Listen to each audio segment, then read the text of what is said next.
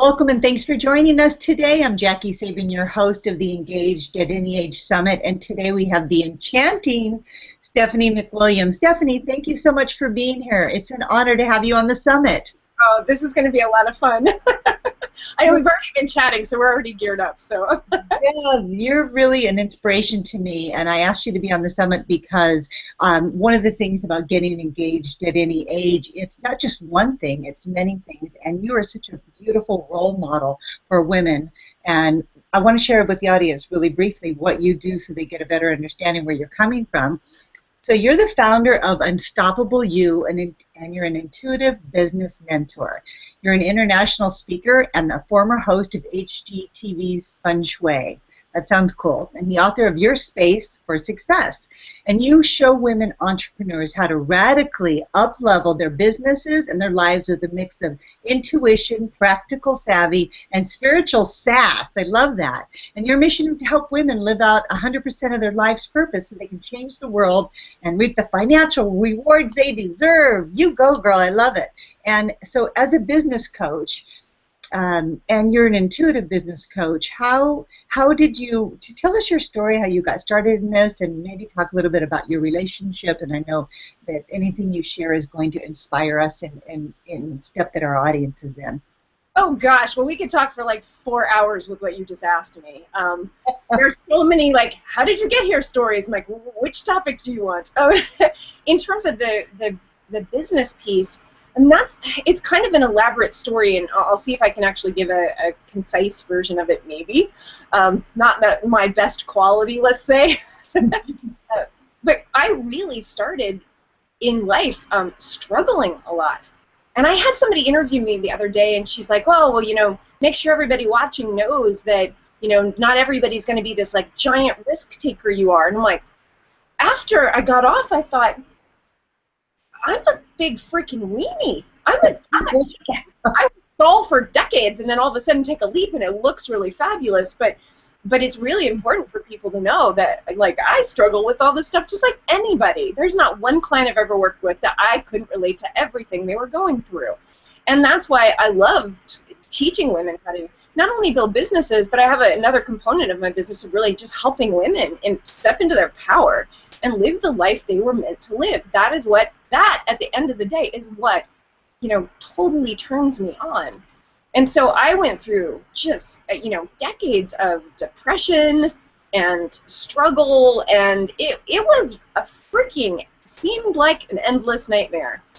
And at some point I started learning and meeting mentors that guided me and started teaching me things to understand how to work with my mind and how to take more charge or control of the destiny of my life and create in really powerful ways, and taught me the core, like the truth about what really makes things go in the world. And these incredible people, incredible women, really helped shift my life from this bleak, painful place to things starting to work out. And I didn't realize how yappy I really was at my core until I started feeling happier. And of course, when I thought, I am the biggest basket case I know of. If I can feel happy, if I can take these wild leaps of what look like leaps of faith and you know, really do pretty kind of extraordinary things, and then it has nothing to do with me, but to be open to understanding how to allow that in, anybody can do this. Oh my God. So I was working with people and just, you know, telling everybody that was anywhere near me. I jokingly say I probably owe a lot of businesses a lot of back pay, because half of my day was spent doing processes and mindset work and teaching them about energy. You know, like half the day when I don't recommend that. I feel a little bad about that, but I was getting a lot of practice and working with people, and there's so many aspects to it. But at one point, you know, I was really trying to follow that calling, and then it started getting so big what I was desiring that I was hitting a whole new wall of terror that I didn't even realize was there. And while everybody thought my life was just hunky-dory and, you know, everything was wonderful, for me, I knew what I had asked for inside was in no way showing up even in this lovely life that I had. And I got really depressed out of nowhere. I had been very, very happy for a long time up to that point.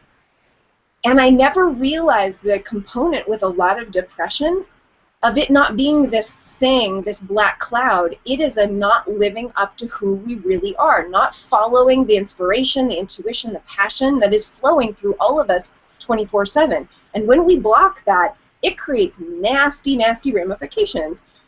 So that was such a huge wake-up call to me, on top of what my dearest friend at the time committing suicide. So there was just a lot of things that were just bam, bam, bam, bam.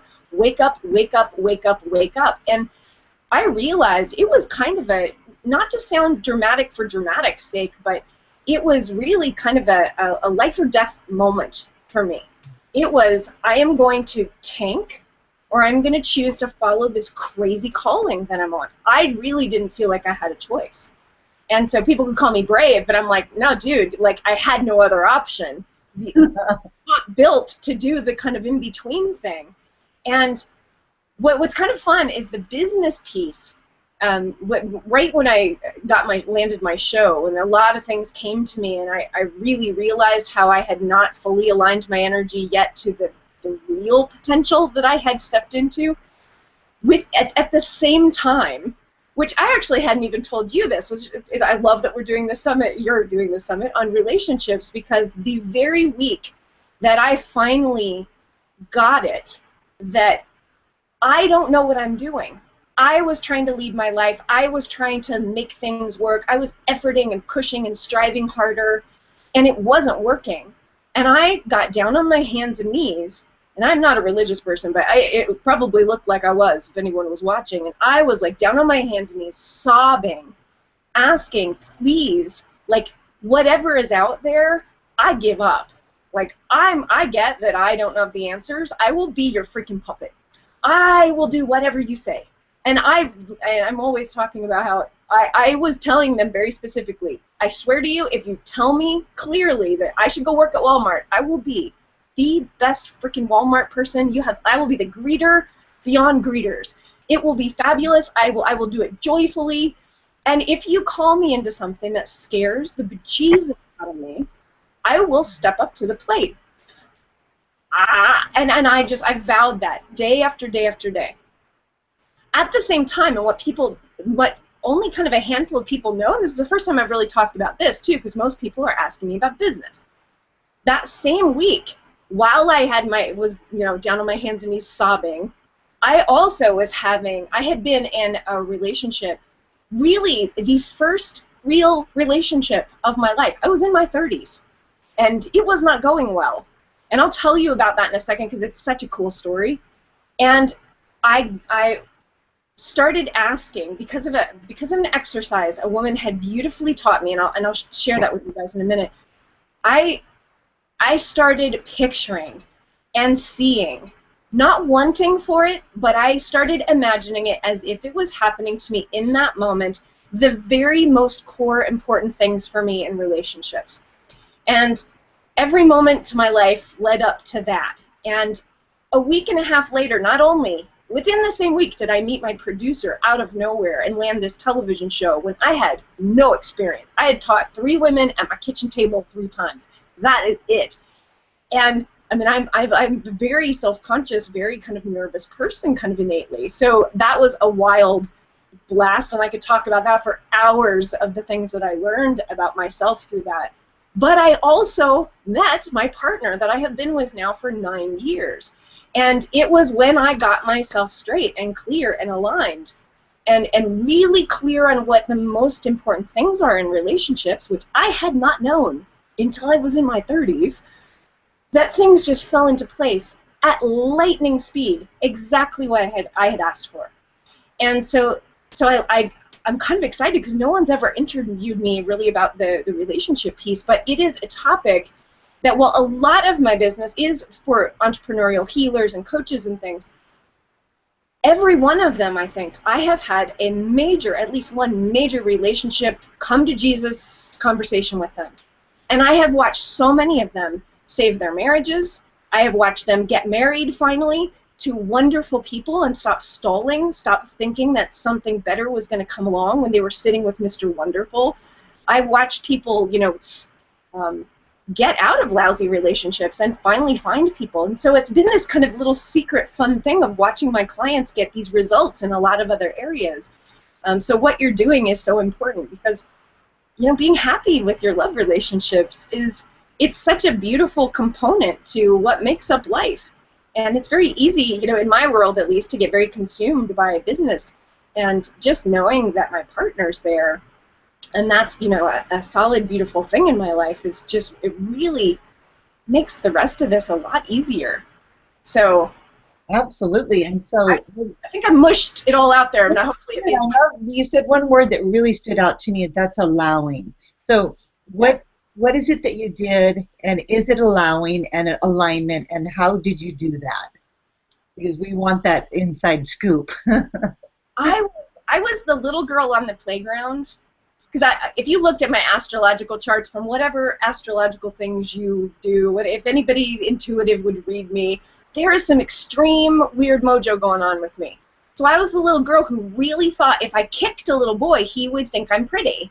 Like if I could lift a really big heavy thing, he would think that I'm like the prettiest princess. And it's kind of a funny thing. Like I'd never met anybody who did that, but I really thought that would work. So I was out there chasing people.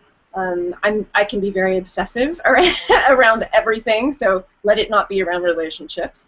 But I would be kind of the pursuer, and I also, not only there was this such intensity that I think a lot of people didn't know what to do with, but there was such like deep self-hatred, total freaking outright shame that I was carrying inside, this like real brokenness. And so here I'm kind of carrying this funny energy of like self-loathing and crazy intensity. So that made for a very interesting mix. And so there truly was like nothing. I mean, this is through my teen years, through my 20s, into my 30s, nothing. Where all my friends, some of them were getting married, lots of them had been in long-term relationships, and there was nothing panning out for me. Nada. And I remember somebody, actually somebody very, very well known, and he pulled me aside and he said, until you love yourself, I see nothing in your future for relationships. And I'm like, oh, great, lovely. But he actually was really right, and it was panning out that way. And I started working with this woman. Her name is Marilyn Grayman in New York City, and she's got some books that are fabulous. Highly recommend them. And I was like, what is going on? So she taught us kind of type A, very intense, very like save the world women, how to find partnerships and get married. And I was like, obviously there's a problem going on. So I was going to some of her workshops, and there was one exercise that completely changed me, that I didn't fully take in right away, but I took in this exercise I'm about to share with you that week that I got down on my hands and knees, and it works like gangbusters. And I have told so many of my clients about this. So one thing powerful that I didn't realize was I had this long list of things that I wanted. And they looked utterly, totally normal to me. I'm all into spiritual stuff. He should be spiritual. You know, like he should be tall. He should have a lot of money. He should have all these things. And he needs to be basically kind of a carbon copy of me with a penis. So here we are. We've got this list, and it truly, until that, down on my hands and knees week, I didn't realize the craziness of that list. She said, most of you have such completely psycho lists. I'm using my own words here. She did not use psycho, but she really have to take a look at this list. And she made it to this exercise to find our 3 non-negotiables. And she said, right now, you have to figure out what are the 3 most vital things in relationships. You get 3. You don't get 4. You get 3. I'm having a hard time moving my fingers.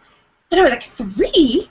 And she said, you have to know what is the most priceless, precious thing for you. And the minute you notice that any of those 3 are missing, you walk out of the room. You walk off the date. You leave the relationship. And I was like, it felt a little, I definitely had resistance around that because my list was really long. And most women I know, they don't realize it, but usually their lists are really long. And I took it in, but I knew I hadn't embraced it. But she had made so many shifts in me that was allowing me to let someone in that very soon after this, I meet this guy at a Byron Katie conference. And if you don't know Byron Katie's work, it's one of my favorite tools on the planet. And I'm like, oh, I'm meeting a guy at a spiritual conference. And he was smitten. And it was instantaneous, and he, like, you know, proposed marriage. And as we got into the relationship, all of my stuff got kicked up. This guy was not keen on my weight. He was not keen on my personality. Once he got to know me, it was a 24/7 experience of shutting down who I really was, of catering to whatever I thought he wanted. And I really had started getting this belief that who I was at my core was so messed up that the only way I was going to have a relationship was to change myself. I read all these dating books. Oh, don't chase men. You know, be like this and say these things and dress like this. And I am so masterful at stuff like that that I took it all to heart. And it was the most excruciating, painful, psycho year of my life. But there was this moment where I really sat down and I'm like, what are those 3 things she told me? And I realized that the 3 things, for me, and everyone has different ones, but for me it was loving me unconditionally, and I had never experienced that, and I'd never given that to myself. And for me it was having it be easy, because this guy it was work. Holy God, it was work. And I felt like I was in a year-long, like, meditation retreat, some kind of Zen boot camp or something. That sounds really pleasant. It wasn't. And for me, it was just having fun, you know, like enjoying myself. Well, no, actually, those two, it was him never leaving, really, like really, really being committed. And that we had fun, and it was playful, and it was enjoyable, and then he loved me unconditionally. And I realized, oh my God, that last relationship and everyone before that had none of these and all these superficial details. And that week when I was getting down and experiencing this, I just pictured myself as this faceless person with no details. And I felt it, and I could feel he just adored everything about me as I actually am. And I could feel that he was just committed, and I felt it was just fun and easy and playful. And then this week later, I was still in this other relationship. I thought, I'm either going to help shift the energy of this guy, or it's going to end. And it ended, and I threw a cell phone across the room, and I could feel, I've never felt this in my life, but I felt an electrical charge run through my entire body. It's like every cell was like dumping all that stuff, like just dumping all this bad programming. And I walked out, I was staying with a girlfriend. She's like, get your hair colored and get dressed, and we're going to go to a party. I color my hair, obviously, by that statement. And not that that was a secret. And so I went out finally feeling like, you know what, I'm going to eat at this party. I'm going to say whatever I want at this party. I'm going to dress however I want at this party. I'm going to be myself. And just, I dropped the attachment of needing somebody. I was me unleashed. And I thought, I'm just going for me. I'm going to just show up for me. And there were so many things that shifted energetically for me, but the person opening the door at this party was my sweetie of 9 years. So I had like a 2-hour gap between relationships. There was like a 30-year gap before that. But I think so many things I learned about manifesting, not only from creating the television show, but creating my relationship with Honey, that has just continued to baffle me. And I see this same pattern going on with so many women, of really struggling, of expecting love to come from outside of themselves and not doing that inner work of feeling wonderful.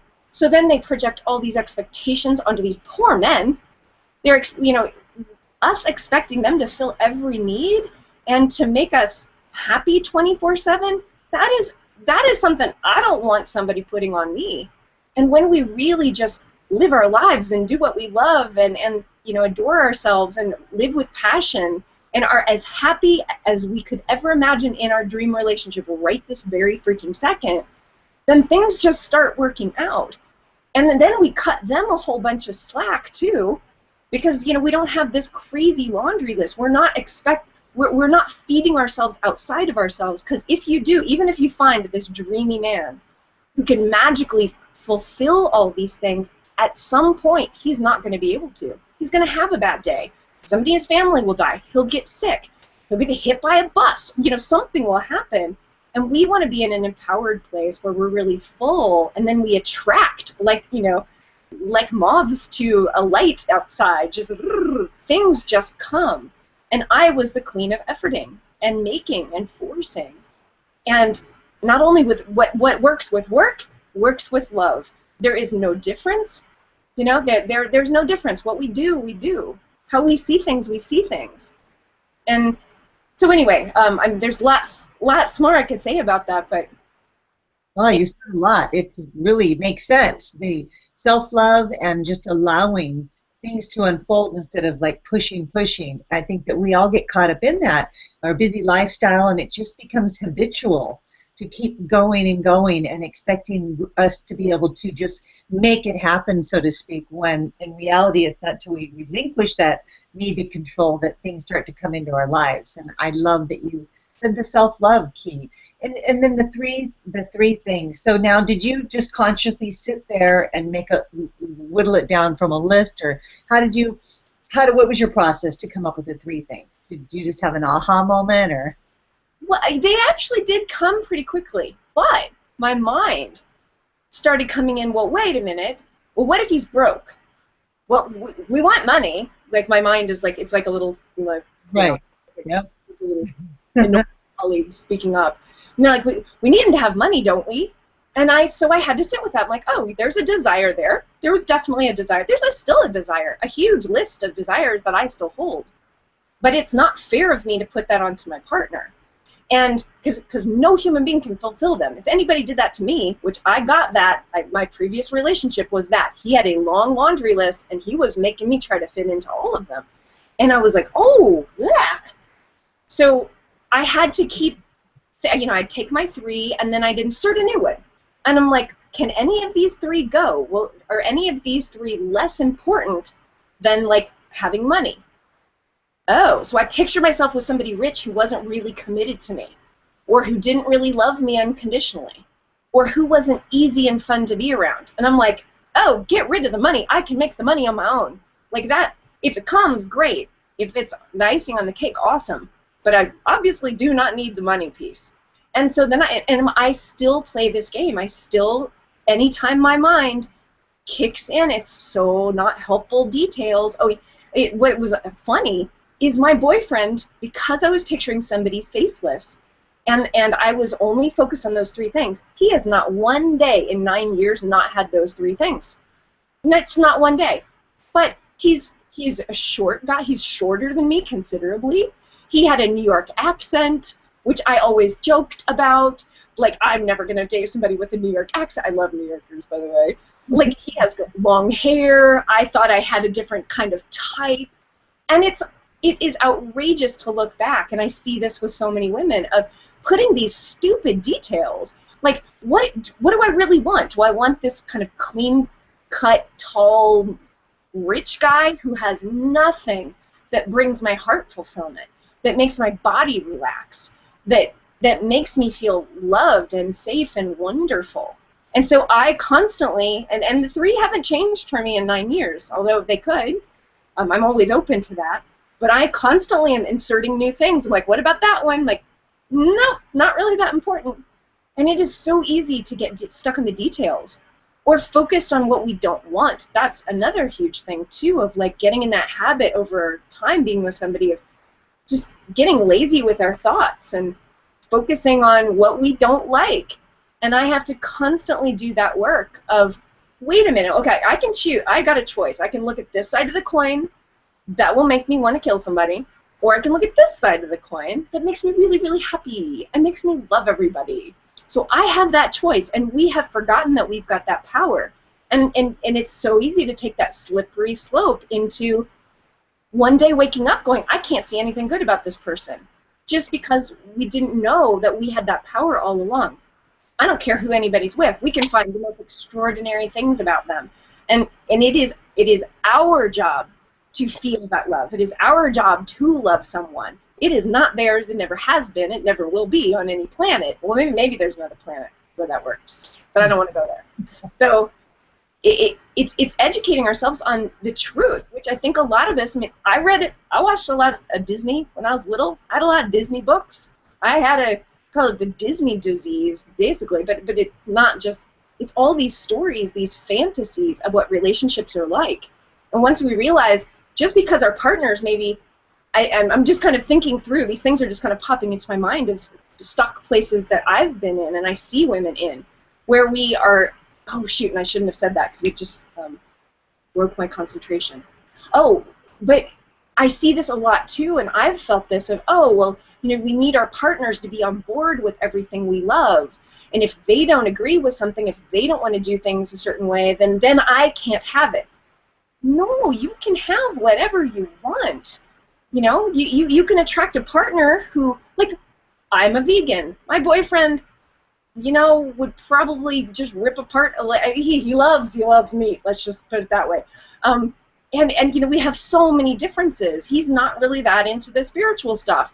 It is what I teach. It is what I live for. It doesn't matter. I do not need that from him. We can have a great time. And it doesn't diminish my, I have the capacity to create under any circumstances, under any situations. And we have been so trained, too, to think we have to get rid of this person in order to create. That's the biggest load of poo. Oh, I love you said that. We have to get rid of this person in order to create. It is. Oh, I'm so happy that you brought that up. And so how do we do that? How do we become aware of that? It's not them, it's us. We limit ourselves so much. Well, I mean, for me, the quickest exercise I do all the time is I just grab a piece of paper and I make a psycho list of all the things they should be doing for me. All the things I expect from this relationship. He should do this. I need him to do that. He should be like this. For me to be successful, I've got to have him be like that. And I just let my nasty, snarky little brain fly. I mean, you can't hold back in this process. It's so, I'm giving you permission to just be like a total poop. And I will create this psycho list, and it's the quickest exercise I know of to do. And then I read it back with my name. I need to make more money. I need to be, you know, to not say these things. I need to clean up my stuff. I need to. And then what usually happens for me is I get really humble. And I realize all the stuff that I'm expecting him to do, I am struggling with. And I am like pointing my finger, wanting him to do it perfectly, and I can't even figure out how to do it. That is pretty funny. Almost every time I bust a gut when I read these lists.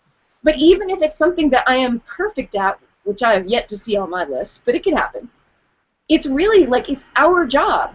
What I point outside of myself is only an indicator of what will make me happy, not anybody else. And we lay this garbage over people all the time, expecting them, like we play God all the time. You need to do this. Really? That's a messed up thing. Like, you know, they've got their own life to live. They've got their awesome spiritual path. And then we get like so funny. I mean, you know, it's like almost every day I crack up to see how, oh, I'm doing it again. I'm playing God. And we have to take it really lightly, like I have to, because I can take things so overly seriously. So I have to have some levity with this at least. But just to really start seeing what the truth is and to take back our power. I love using that first party. By doing that, exhaling all of your junk and then turning it around to first party, you're able to take responsibility, ownership for your own happiness. And then you're not giving up your power, right? And that's what you teach, is how to be unstoppable and powerful and self-empowered. And I just think that was a really quick demonstration on how to quickly do it. Because once you take your power back, you're not holding that other person ransom for your happiness. Yeah, what if they die? What if they decide they don't want to do it anymore? Then you're screwed. And I don't like to. The spirit I don't really like. So it really makes you the most powerful creator. And whether in love or with everything else, you can use this power. We are all sitting on so much more power than we ever realize. I mean, even as massive creators, there is still so much we're not even tapping. It's so cool. And I love seeing women stepping into that and blowing these myths, because they're bummers. Yeah, I love that. You're just really inspiring me. I love how enthusiastic you are, and passionate, of course, but your enthusiasm is contagious. I know you're inspiring the women watching this interview to step up in their own life and to take responsibility for their own happiness and not leave it up to someone else. It's kind of ludicrous when you think about it. Somebody's going to make you happy, and when I meet somebody, I'll be happy. When you're happy, then you'll meet somebody. Exactly. It is almost every single thing we do and think is totally and utterly, completely 360, well, I guess like 180 degree opposite of what's really working. So basically, just do the opposite of everything you've ever thought and done, and you should be good. That's my new suggestion. That's actually really good. Well, it's worth a try, that's for sure. And the other things you suggested are really powerful as well. Really quick last question, as I know we're going to wrap it up. What is it that you tie your intuition? You're an intuitive business coach. How can we use our intuition more in our relationships? How to use it? Gosh, that's like... Or... that. It's a great question.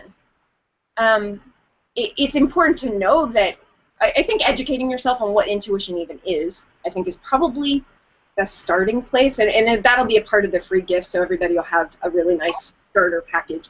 Okay. But you kind of have to know how it comes in, because what is so cool, like I just finished teaching 48 women how to develop their intuition. I mean, like hardcore how to develop it. And a lot of them have never, like, this is totally new.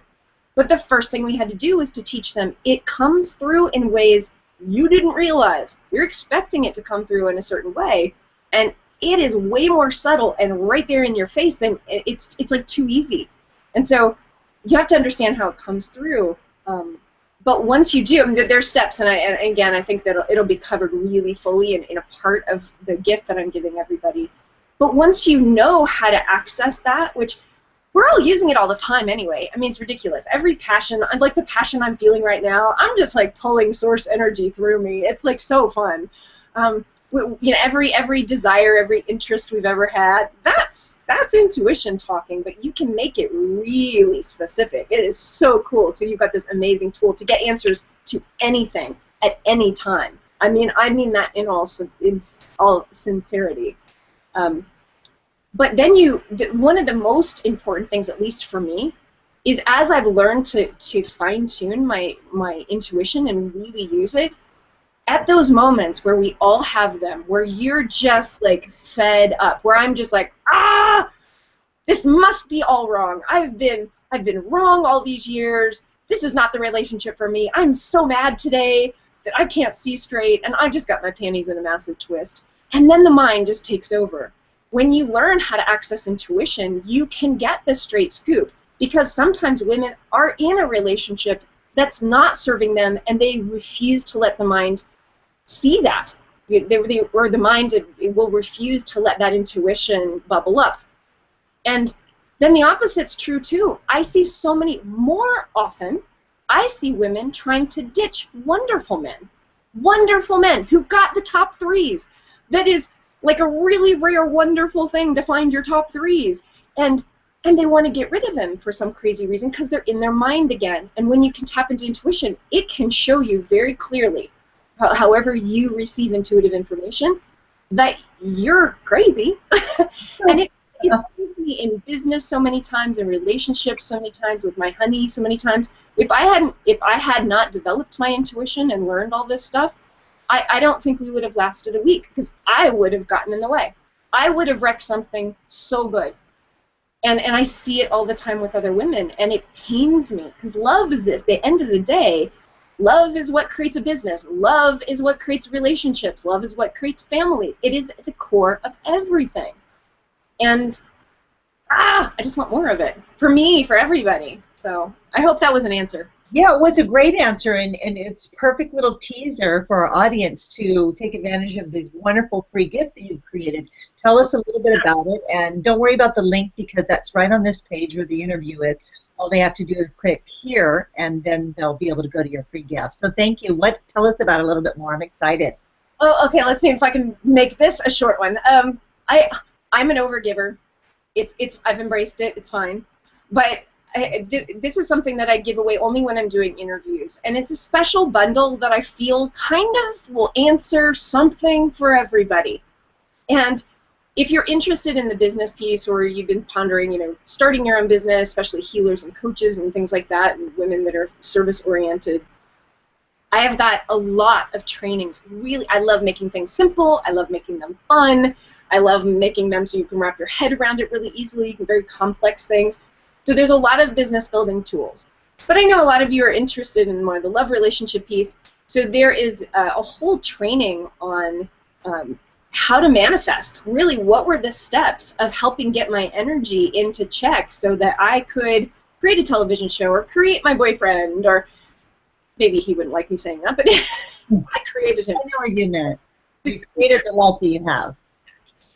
And so there's that. But also money is a huge thing that comes into relationships, one of the biggest, hottest topics. So there's a whole deep 2-part training about money, so you can start standing in your power around that, and from a more spiritually oriented perspective that I feel very passionate about. So we've got a lot of these and mindset tools, etc. And then there's a whole other kit. So we've got the No More Playing Small starter kit, and then we've got the Intuitive You toolkit, and that is a whole training series on how to start developing your intuition, on how to understand it, how it works. Lots of quizzes and experiments and videos that will teach you how to specifically get information, how to start opening it up, exercises to follow. It's got a lot of fun things, and it's really beautiful. It's my new baby. So that truly can help massively in terms of relationships. So those are my gifts, and there's lots more. If you join my list, there's a lot of fun things that I've got coming down the pipeline to help you stand in that power. I'm teaching, my heart and the core of all my teachings is helping you manifest and helping you learn how to live this life at 100% of what you're meant to, not at 5, not at 1. That's where most of us are, if that. It's like really opening that up, allowing it to just flood through you fearlessly. And that's the only way we're going to change the planet, too, if you're interested in that kind of stuff, which delights me to no end. So there's a lot. There's a lot there. Wow. Stephanie, thank you so much. You have been really generous, and I'm excited about exploring your free gifts. So quickly, as soon as we get off this interview, I'm really inspired to see what you're teaching about getting in touch with your intuition, because once women can do that, then the world is theirs and everything in it. It's just really being able to connect with that. So I'm so happy you're teaching this. It's something we all need to know more about, and so I really appreciate you. And I want to tell the audience that they can watch your interview again and again and again, as many times they need to take notes and just to be re-inspired, because you're so inspirational. Because I created the summit so it can be purchased. If you would like to do that, all you have to do is go to engagedataanyage.com/upgrade, and you can download the interview and watch it again and again. And don't worry about the free gifts. Again, like I said, they're right below this interview in a click here button. And you have been I'm so excited about our talk. I knew it was going to be great. I knew that you were going to blow it out of the water, and so thank you so much. I really appreciate you being part of the summit. Oh, I hope it inspires somebody. That's kind of what matters at the end of the day. And you are delightful. Your energy is awesome. So thank you. I really appreciate you inviting me. Well, I look forward to seeing your future work and connecting with you down the road. And thanks, everybody, for joining us today, and we'll keep in touch. Bye, everybody. Bye-bye.